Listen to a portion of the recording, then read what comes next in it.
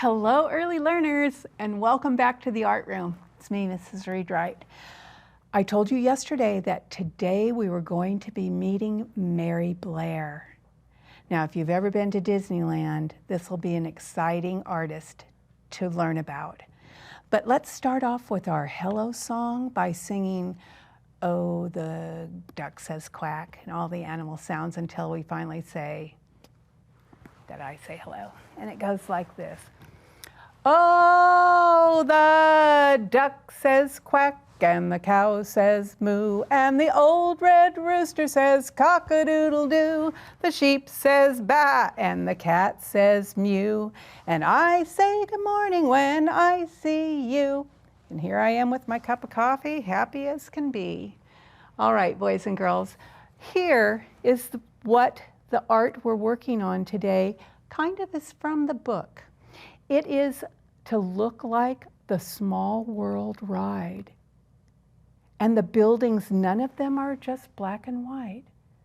Lots of color, lots of different roof lines. This one looks like it has a leaf as its roof. This one looks like it might be a clock tower with looks like a princess cap on top. This one has a triangle and a sphere. This one has two spheres and an arrowhead. This one has like a triangle, but you can tell it's shaded, so it's like a dome, and it has two circles. This one has a triangle roof, triangle, triangle, triangle. This one kind of reminds me of the Taj Mahal, how it kind of has curved sides up to a point. So you'll be thinking about what kind of roofs you want to make. Look, this one looks kind of like a stair step. You can make your roof any way you'd like. This one's kind of like a pagoda and it circles out because the Small World is supposed to represent all kinds of buildings in all kinds of lands and all kinds of people. And here is our artist, Mary Blair.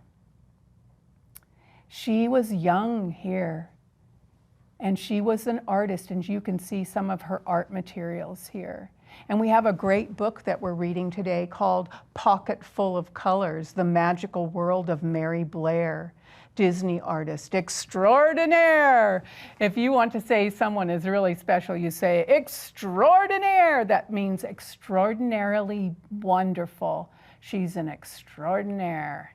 All right, boys and girls, let's take a look at our book for today. I have all these words I was going to tell you all about her, but all of it is inside the book. Pocket Full of Colors, The Magical World of Mary Blair, Artist Extraordinary. And you know, they put her right on the cover. And here's the world to help you remember that it's a small world is what we're talking about. And look inside. We'll be doing all kinds of patterns. Look at these and see if there are any that you think you want to put on the outside of your buildings. Because not only is it a little puzzle, it's an exercise in pattern and design and geometry. And geometry is the study of shapes. So we are going to talk about different shapes and all kinds of things. And I have my construction paper box here next to me, ready to go. It's called Pocket Full of Colors, The Magical World of Mary Blair. And they even have a coffee cup being used as her water dish. And I love how the stories go back to when the artist was a child, and this one is no exception. Under a wide blue sky, on a red dirt road, there lived a little girl named Mary. Other children collected marbles or dolls, but Mary collected colors of every shade and every hue. One day, Mary's parents announced that they were moving out west. As she waved goodbye to the yellow house, Mary tucked her friend Lemon in her pocket. Mary would miss the happy home, but she had new colors to collect. And you can see where she lived near the countryside. Lots of animals and old-time cars. That means that she wasn't born yesterday, because our cars don't look like that. And they even tied their suitcases on top.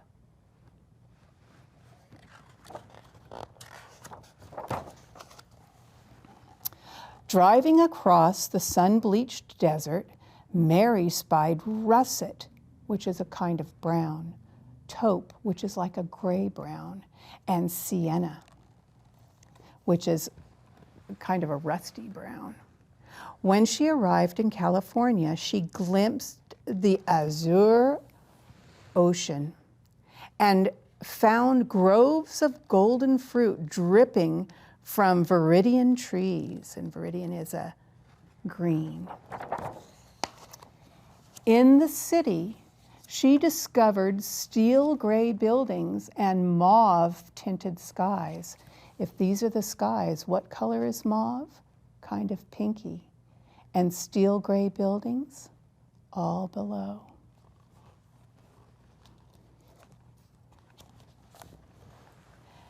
Mary opened her sketchbook. She mixed her paints. She would save these shades for just the right time.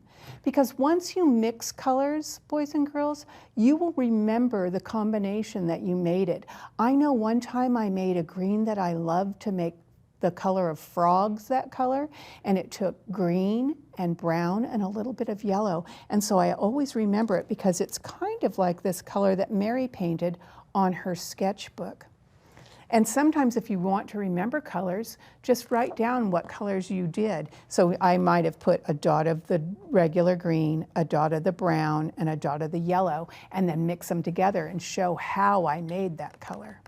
That's what artists do. They test out their colors. When she was older, Mary went to art school and she met Lee. He showed her rosy pink and blushing red. She kept those colors in her heart. Oh, those are the colors of like a Valentine in love. Oh, they're holding hands. Lee must be important to her. Look what they're drawing. A lady stands there. It's called a figure drawing. A person stands or sits and people draw them. And you get better and better. It's kind of hard to draw the human body unless you get used to trying how long the body needs to be, how long the arms are, and how far down they go. Who do you think that is? After she held hands with them, I thought she would be seeing him more and more. So together, Mary and Lee painted rainbows, but it was the Great Depression. And the Great Depression was a time when something happened to the money, and people didn't have money, and people were working and they couldn't find work, and then everyone had to stand in line to get a loaf of bread. And there were people that had money, but a lot of people were living in the Great Depression, and people were poor, and no one was buying rainbows except one place. And what place do you think is buying rainbows? Mary landed a job at Walt Disney Studios, one of the first women ever to be hired. Finally, a place for her colors to run and dance and play as they pleased. And there's the Hollywood sign, and over it is the rainbow. But what color is that rainbow? Gray, gray, gray, and black. And the building was kind of quiet, and the trees are kind of quiet, no color. And here's Walt Disney, and he's waving her in. And it has signs to where to go. Go to Mickey Street or Animation. It has all the ways to get around Disneyland. Look in this room. How many women do you see? Just Mary. Oh no, there's one lady that sat at the typewriter. But all the rest of the workers are artists there, and let's find out what this says. But on her first day of work, the men in charge didn't want to talk about Cerulean or Celadon or Charisse. They were only interested in black and white. Look at all the art in the frames. It's all black and white. All the papers they're holding, black and white. She tried, but her colors were too vivid, too wild. And when Mary turned in her work, all her ideas were rejected. And that means sent away. Take your idea, take it away. Twinkling emerald skies, the men turned them blue. Magenta horses that could fly, the men made them brown and put them in a stable. Peach giraffes with tangerine spots. Her bosses just shook their heads. They didn't know what to make of her art. Not a friendly face there. But Walt Disney, the man who owned the company, did know what to make of her work. He loved her colors so much he asked Mary to join him on a trip to South America to meet some new colors.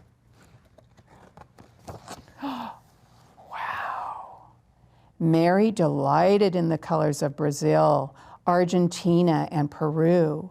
She worked hard to capture the vibrant scenery, and when it was time to go home, Mary's bags burst with fuchsia, teal, aquamarine, indigo, lime green, and banana yellow. Don't you love how Mary collects her colors? After Mary returned to Disney, her concept art for the studio's upcoming films grew even more adventurous as she drew upon the eye-popping shades that she'd discovered in South America. Oh, Cinderella? She needed a teal pumpkin coach. The caterpillar in Alice in Wonderland? Oh, it could only be aquamarine. And the mermaids in Peter Pan simply had to be lime green.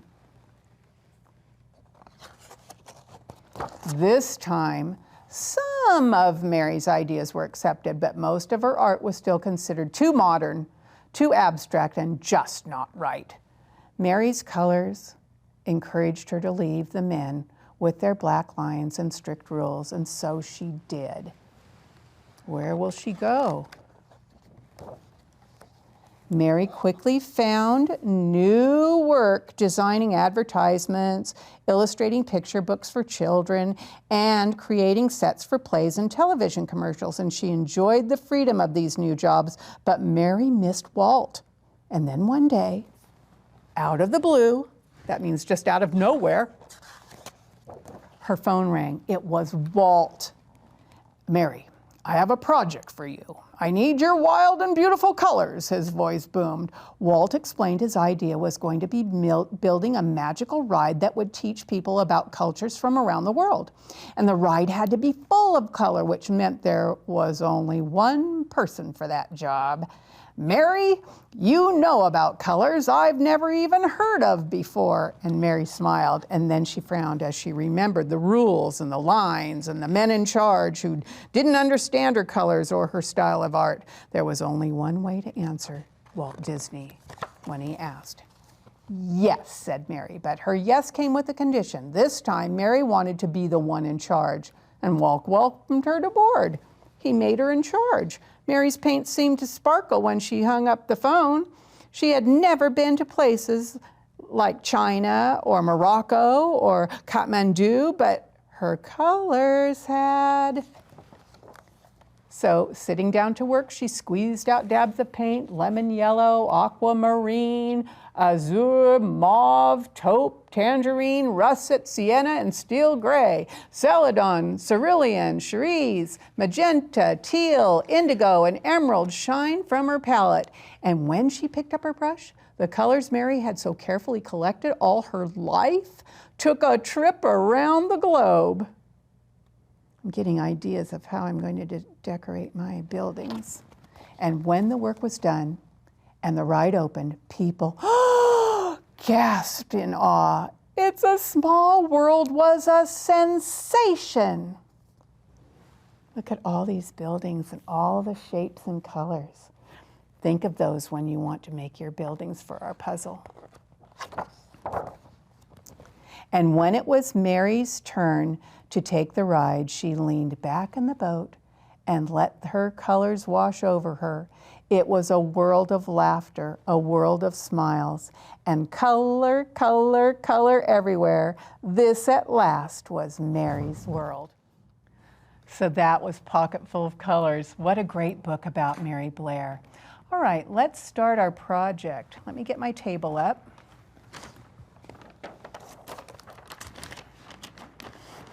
And show you my sample project, and I'll teach you how I did it. This is not in any shape or form finished, but I have 2 pieces of cardboard, and here are my little puzzle shapes. And I know that one goes in there because that one's narrower and this one's wider, and I just made a little puzzle. So we're going to make a puzzle together if you have cardboard. If you do not, just cut and paste some beautiful buildings for Small World and just glue it onto a background paper, any color you'd like. But for people who want to learn to make a puzzle, this is how it's done. I watched the high school girl do this, and she said first, and I brought 3 pairs of scissors because cardboard hurts my hand when I cut it, and she said cut it in half, almost in half. I think maybe I should draw a little line, and I'll draw it like this using a straight edge. I could use a pencil and a ruler, but since I'm already set up here, I'm just going to draw it with my scissors across the way, and it made enough line that I can cut there. It's kind of a hard piece of cardboard to cut. You might have to have your grown-up cut it, boys and girls, because this is super hard. But my piece of cardboard was a piece of cardboard that was used to house a bicycle when you try and take it across the country on an airplane. So you want it really super thick so that it will not bend your bike in the airplane. Ooh, boys and girls, always cut away from you because these scissors are sharp. I'm bending my cardboard a little bit, but that's okay because it will go back together when I glue it. Oh, can you hear how hard? Now see, this is why I get another pair of scissors, because where I held that one, it hurt my hand. So now with another pair of scissors, it'll hurt my hand in a different place. And you can make yours much smaller. That's why I made that other one small. Now you can see one of my pieces is bigger than the other. See how it has that much of place up here? That's so that I can put my sky of my building on there. So now on the smaller piece, the larger piece I can just set aside. I don't want to get it confused and think I'm cutting it. And I'm going to cut my building shapes. And I'm going to make 3 of them. You can draw yours before you cut. I'm just cutting it because it's going to just be like a rectangle. So I'm going to make this one go down, down, and this again, you might have to have your family make this cut for you because it is super strong. My cardboard is super strong. And the corrugated part, which means that little waffly part that is inside there, it's easier to cut up and down, but it's harder to cut across. So there's one of my buildings. Maybe I'll just do 2 buildings for right now and finish it up later. Oh, this is so hard. I'm going to make this one a fat building or wide building. I know some people think fat is a mean word, so probably I shouldn't call my cardboard fat. Get this in here. Oh, there we go. I might even bend it a little and see if that's easier to cut. I did that earlier on a piece, and it did make it a little easier to cut because it makes a little fold in that part of the cardboard. Okay. Now I have 2 puzzle pieces, and now is the fun part of decorating the buildings. Now you have to make sure it's in there because this isn't even, and if I try and put it in this way, it won't fit. So I'm going to leave it in its spot first to choose my colors. I'm going to make my first building, I think I'll make it purple. And I'm going to cover it. Now, here's the part that I think is kind of nice. I'm going to just do this so that you can see. I'm going to put my glue, and I had to take the little spout off because you know how when the glue ends up clogging, it's hard to get it to work for you. I'm going to use this other piece of cardboard as my smearing tool. So I put the glue on there, and I'm going to use this one. Oh, I think I'm doing it on the wrong side. I do believe I am. And then I'll do that. Oh, it's dry, you little thing. And put this on top. And just like other things when I've taught you, when you glue something then it goes too far, you just turn it over and snip it off.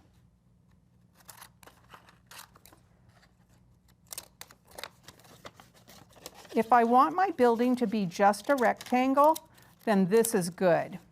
But if I want it to have a roof shape, I will cut it. Now I want to make sure I have the right side in here. Yes, I do. So watch, I'm going to find about halfway and I'm going to measure with my thumb. And I'll make a little mark there and I will make my roof like this. There, that's good. It'll be ready to go in there when I do my other part. Okay, I'm going to get some glue and make this one. Now I have to dry off the glue that I put on here because, oh no, I did do it the right way. Good. I'll put the glue all over this. Remember I just meshed it in to make sure I've got it on the right side. And I have some little pieces of cardboard I can use as my glue spreaders. I'll use these little roof pieces. You just move the glue along and it just makes a nice thin layer. And I'll put it on the cardboard onto the colored paper because my building is going to be a blue background. And now I can see where I need to trim. First, I wanted to make sure my buildings were in the right way before I start decorating them because we have to glue this big piece of cardboard onto the background cardboard. Let me move these over, making sure that these pieces do indeed fit. Yep, fits in, fits in. Now, this is the part that you don't want these pieces to get damaged, so set them aside. This is the right side that faces up. So I want to make sure I make a little mark on there. I know what I'll do. I know that I'm going to glue on the back. So I'm going to put this back there to say that's where I want to make sure the glue is. Then turn it over because I don't want to put glue all over the wrong side. So I'm going to put glue on here. It's a lot of glue. People say just a dot, but to get this cardboard to stick together, you need a lot of glue. Now you can see that this is a big project that's going to take many more minutes than what I have today, but I wanted to show you how to do it, and then you can just decorate your buildings however you want. You don't need my help on that, but learning how to make this puzzle was the part that I thought you would need my help on. Now make sure there's glue on every bit of it. There like that, and I put my other piece of cardboard down. I put this one on top, and then I put clips around to make sure it'll stick. And I got these giant clips, but you can use binder clips or other clips that you might have around your house. Now, you will be able to decorate around your buildings later, but I want to show you what I'm going to do now. I can make my sky all a different color. I can paint that sky. I can put my puzzle pieces in. There's no glue behind these. That's just so I can take them out and put them in like that. Just like my puzzle is ready to go, and it's just getting itself all dried on there and stuck together with the glue pieces. I probably could make this part even hold it down. Now, while that's drying, you decorate your buildings. You can make any kind of roof that you want. I made this, one of mine, it was a castle. So I cut down and over. You just add colored shapes to the outside. You put windows on it. You can put polka dots. I even brought my hole punch so that I could put any kind of decorations I might want. So as you make yours, you get the idea and take a picture of it and send it to me. Because then if you come back and show me that you've made this puzzle that goes together like this and let people build your puzzle. Here's my little one I'd started, and I made some round windows and all of these shapes, and I even put a blue background. Tomorrow we're going to be learning about a woman who does books in French. And then when she does it in French, they put it into English, and it's about a boy whose eyes are always closed. I wonder why. If you want to make the project with me, you will bring some thin cardboard, some paint, paper, scissors, and a brush if you want to paint your things. I'm making a dog like she had in her book. So I will look for you tomorrow to meet our French artist, Anne Herbots. Boys and girls, thank you for joining me today and learning a little about Mary Blair and puzzles.